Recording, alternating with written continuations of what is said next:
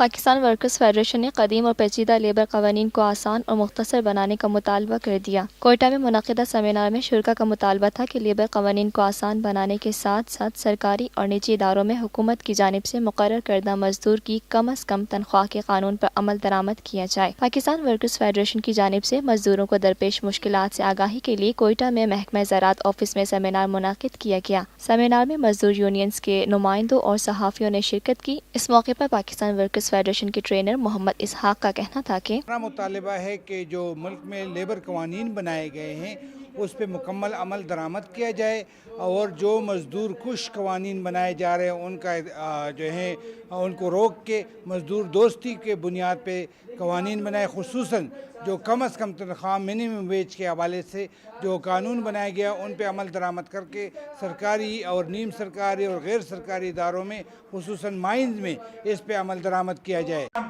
Lotus Lake Towers, a groundbreaking endeavor by Lotus Properties.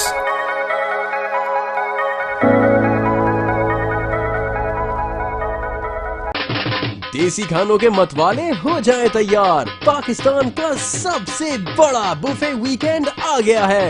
21، 22 اور 23 April جمعہ، ہفتہ اور اتوار پاکستان کا دسترخوان سجائے گا دیسی کھانوں کا بہترین انتخاب فیئر ہال گارڈنز کراچی میں۔ جو چاہو جتنا چاہو کھاؤ۔ #PKDKHI